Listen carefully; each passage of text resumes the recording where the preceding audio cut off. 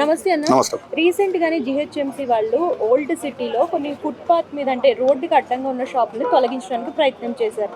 అయితే ఈ ప్రయత్నంలో ఒక వీడియో అనేది ఒక ఎమ్మెల్యే వీడియో అనేది వైరల్ అవుతూ వచ్చింది.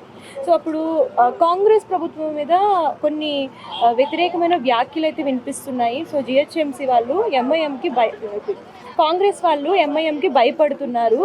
సో అందుకనే ఎటువంటి యాక్షన్ తీసుకోలేదు అని చెప్పేసి కొన్ని వార్తలు అయితే వైరల్ అవుతున్నాయి. దీని గురించి మీరు ఏమంటారు? ఎవరంటారమ్మా, ఎవరన్నారు ఆ మాట? నీకు ఉదాహరణ మొన్న ఏంటంటే కాంగ్రెస్ పార్టీని ఆదరిస్తున్నారు ముఖ్యంగా ముస్లిం సోదరులు, వెనకమాల తోడుగా ఈరోజు కాంగ్రెస్ పార్టీకి ఉంటున్నారు అన్నదానికి ఉదాహరణ జూబ్లీ హిల్స్ ఎలక్షన్లు రిజల్టు. అది ఎందుకంటే వాళ్ళు చేసే పనులు మంచిగా ఉన్నాయి. హైడ్రా వల్ల ఏదో అయిపోతుందని అనుకుంటున్నారు. నష్టపోయేవాడికి సరిపోతుందమ్మా, ఇస్తున్నారు, నష్టపరిహారం ఇస్తున్నారు. దానిలో కొంతమంది ఉంటారు చూసా, ఒక దొంగ వచ్చాడమ్మా, ఆక్రమించి వేసాడు, వాడు మంచాడు అనుకుని చుట్టూ 10 మంది వేసేసారు. అర్థమైందా? నలిగిపోతున్న వాళ్ళు ఎవరు? ఆ 10 మంది. ఆ 10 మందికి ఉపయోగపడేటట్టు ఏదో ఒకటి చేస్తుంది గవర్నమెంట్. ఆ దొంగ ఉండడు చూసావా, ఆ దొంగకి ఏమి చేయట్లా. కాబట్టి ఆ 10 మందికి ఉపయోగం జరిగేపాటికి ఫస్ట్ తిట్టినోడు కూడా తర్వాత పొగుడుతున్నాడు. ఆ మూమెంట్ సిచ్యువేషన్ అనేది మారిపోతుంది. సేమ్ అంతే. ఇప్పుడు ఆ ఎమ్మెల్యే గారు ముందుకు వచ్చాడు, పాపం ఆయన ఉంటారు, ఆయన ప్రేమించి ఆదరించే వాళ్ళు ఉంటారు. కాబట్టి ఆ టైంలో ఆయన రావాలి, రివర్స్ చేయాలి, పరిహారం అనేది ఆలోచించాలి, గవర్నమెంట్కి అర్థమయ్యేటట్టు చెప్పుకోవాలి. ఆ అవకాశం ఇవ్వలేదని ఆయన ఆగ్రహం చెందాడు. తర్వాత పోలీసులతో మాట్లాడుకున్నాడు, వాళ్ళతో మన జిహెచ్ఎంసీ అధికారులతో మాట్లాడాడు, హైదరాబాద్తో మాట్లాడాడు. పరిహారం దొరికింది కాబట్టి ఓకే అన్నారు. ఎవరి వాళ్ళు వచ్చి సర్దుకున్నారు సామాన్లు, గాముగా వెళ్ళిపోయారు. ఇప్పుడు నిన్న తిట్టిన వాళ్ళు కూడా, కాంగ్రెస్ని తిట్టిన వాళ్ళు కూడా ఈరోజు జై కాంగ్రెస్ అంటున్నారు. మూమెంట్ మారిపోలా. ఇది అవకాశం. మధ్యలో ఉన్న దొంగకు తప్ప పక్కన ఉన్నడికి ఎటువంటి బాధ లేకుండా చేస్తున్నారు. ఇదే రేవంత్ రెడ్డి గారిని మెచ్చుకునే విషయం. అంటే ఏదైనా సరే చెయ్యాలని అంటే ముందు నోటిఫికేషన్లు ఇస్తారు, అంటే నోటీసులు ఇస్తారు, ఇవన్నీ ఇస్తారు కదా. సో అవన్నీ ఇచ్చారంటారా గవర్నమెంట్? ఇస్తున్నారమ్మా, ముందే సమాచారం ఇస్తున్నారు. ముందే సమాచారం ఇచ్చినా కూడా వెళ్ళనివ్వడం లేదు. ఇప్పటికే అంటారు ఓల్డ్ సిటీలో కరెంట్ బిల్లు కట్టరని. కరెంట్ బిల్లు కట్టాలంటారు చాలా మంది, వాటర్ ఇచ్చి కొడతారు, కరెంట్ బిల్లు కడతలేదని. ఎంతమంది ఈ షాపులు గొలగొట్టేవాడికి ఎన్ని మీటర్లు బయటపడ్డాయి? ఎంతమంది కడుతున్నారు కరెంట్ బిల్లు? మరి అవన్నీ బయటికి రాలా? ఇప్పుడు అటు మెట్రో కావాలని వాళ్ళే ఆశపడుతున్నారు. హైదరాబాద్లో మెట్రో ఉంది, ఓల్డ్ సిటీకి లేదని వాళ్ళే బాధపడుతున్నారు. వాళ్ళే ముందుకు వచ్చేస్తున్నారు, మీరు ఎందుకు భయం ఎందుకు పెట్టండి మెట్రో అని చెప్పేసి ముందు చూస్తున్నారు. ఇన్నాళ్ళు ఉందా? ఇంతకుముందు ఏంటంటే అమ్మ వాళ్ళంతా కలయిక ఒకటి ఉండేది, ఒకటి ఎదవేదని చెప్పంటే దాని మీదే పోయేవాళ్ళు. ఇప్పుడు అట్లా లేదు. వాళ్ళలో కూడా మార్పు అనేది మొదలయ్యింది. ఎవరు మంచి చేస్తున్నారో వాళ్ళ వైపు 10 మంది వస్తున్నారు. వాళ్ళు ఒక సిచ్యువేషన్ అనేది మారిందమ్మా. ఆ విధానం అనేది హైదరాబాద్లో కనపడుతుంది. హైదరాబాద్ పరంగానే నేను చెబుతున్నాను. కాంగ్రెస్ ప్రభుత్వం అన్ని మతాలను కలుపుకుంటుందంటారా? రేవంత్ రెడ్డి అన్న ఒక మార్పు అనేది కాంగ్రెస్ పార్టీలో చేస్తున్నాడు. 60 సంవత్సరాల బానిసత్వం అనేది వదిలేసి ప్రతి కాంగ్రెస్ కార్యకర్త 60 సంవత్సరాలు తిన్నవాళ్ళు కూడా ఉన్నారు. ఇప్పుడు కొంతమంది వాళ్ళల్లో కూడా మార్పు తెచ్చి చేయాలరా జనానికి, 10 మంది మన పేరు చెప్పుకునేటట్టు చేసుకోవాలి అనే ఫీలింగ్తో కలిగించి ప్రతి ఒక్క నాయకుడిని ముందుకు తీసుకెళ్తున్నాడు రేవంత్ అన్న. అది ఒక్కటి చాలా. ఆయన అన్ని పథకాలు అమలు చేస్తున్నా. నా పథకాలు, నువ్వు అన్న కరెక్ట్ మాట, పథకాలు నాకు అవసరం లేదు అనేటట్టు చేశాడన్న. ఈరోజు గత ప్రభుత్వంలో నాకు 500 ఎకరాలు ఉంది, 500 ఎకరాలకి పడింది అని చెప్పిన అగ్రమేధావులు ఉండారన్నా. ఇప్పుడు అరే నాయన ఎకరం ఉండబడింది. రేషన్ కార్డు విలువ తెలుసా నీకు? ఒక రేషన్ కార్డు విలువ తెలుసా? 1 లక్ష రూపాయలు మాఫీ అయిన రైతుని ఇల్లు అడిగన్నా. 2 లక్షలు అప్పు చేస్తే 1 లక్ష రూపాయలు మాఫీ అయినా వెళ్ళి ఆ రైతుని అడుగు, ఎకరం పంట పండించే రైతుని అడుగు. ఆ బాధ ఏందనేది ఆయనకి తెలుసు. లక్షలు కోట్లు సంపాదించి బ్యాంకులకు సున్నాలు పెట్టినాలి మాఫీ అయితేనే మాఫీ కాదు, అది గుర్తుపెట్టుకోవాలి. అట్లాగే పథకాలు అంటున్నావు. పల్లెటూరులో రేషన్ కార్డు ఇచ్చేపాటికి కళ్ళకు అద్దుకుంటున్నారు. ఆ రేషన్ బియ్యం సన్న బియ్యం ఇచ్చేపాటికి వాళ్ళ కడుపు ఏదో ఒక రకంగా ఉంటుంది. మొన్నటిదాకా ఆ దొడ్డు బియ్యం తినడం వల్ల ఏమో తెలియదు కానీ అన్న, వాళ్ళు అన్నం తింటుంటే రేవంత్ అన్నం తలుచుకుంటున్నారు. అదొక్కటి చాలన్న ఆయనకి. అది మీకు ఉదాహరణ చెప్పాలంటే అది ఒక్కటి చాలు. ఇంకేం పథకాలు?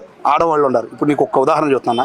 వికారాబాద్, తాండూరు, పరిగి నుంచి హైదరాబాద్ మార్కెట్కి లేడీసే వస్తున్నారు. తెల్లారగా టెలి చూడు బస్సులు వాళ్ళే చమ్ముకుంటున్నారు మార్కెట్లో.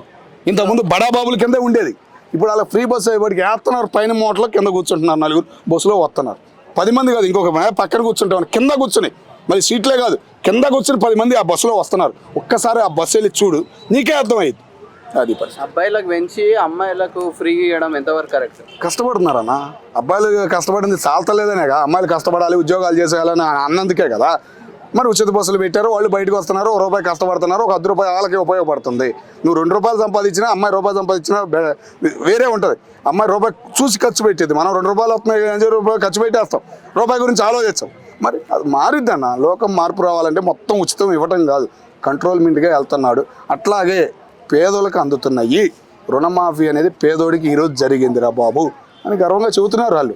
మరి అదొక్కటి చాలు. రేవంత్ రెడ్డి ఫ్యామిలీకి హైడ్రా వర్తించదు కానీ వేరే వాళ్ళకు వర్తిస్తుంది, ఎంఐఎం పార్టీ వాళ్ళకు వర్తించదు కానీ బీదోళ్ళకు వర్తిస్తుంది అంట. మంచి క్వశ్చన్ అడిగారు అన్న. ఏ పేదవాడికి వర్తించిందన్న? ఒక్క మాట చెప్పు.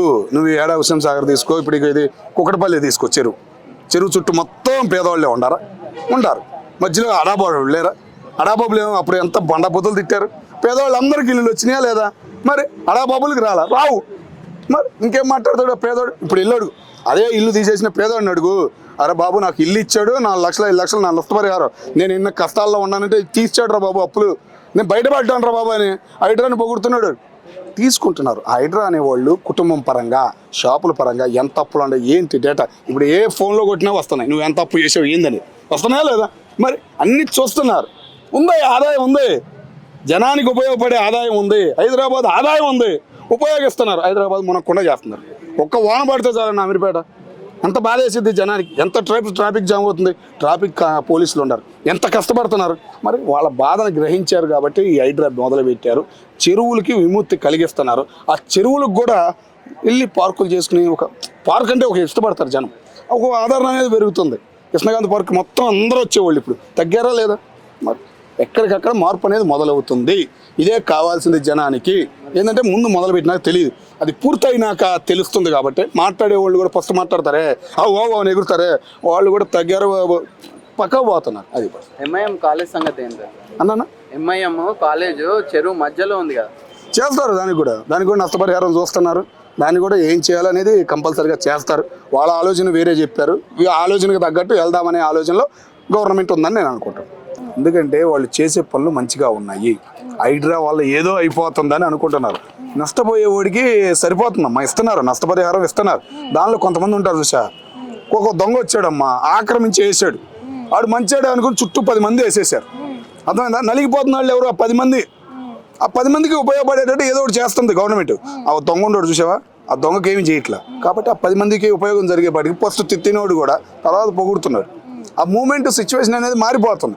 సేమ్ అంతే. ఇప్పుడు ఆ ఎమ్మెల్యే గారు ముందుకు వచ్చాడు, పాపం ఆయన ఉంటారు, ఆయన ప్రేమించి ఆదరించే వాళ్ళు ఉంటారు. కాబట్టి ఆ టైంలో ఆయన రావాలి, రివర్స్ చేయాలి, ప్రతిహారం అనేది ఆలోచించాలి, గవర్నమెంట్కి అర్థమయ్యేటట్టు చెప్పుకోవాలి. ఆ అవకాశం ఇవ్వలేదని ఆయన ఆగ్రహం చెందాడు. తర్వాత పోలీసులతో మాట్లాడుకున్నాడు, వాళ్ళతో మన జిహెచ్ఎంసీ అధికారులతో మాట్లాడాడు, హైడ్రా వాళ్ళతో మాట్లాడాడు.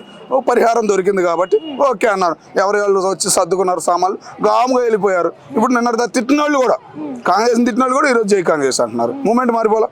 ఇది అవకాశం.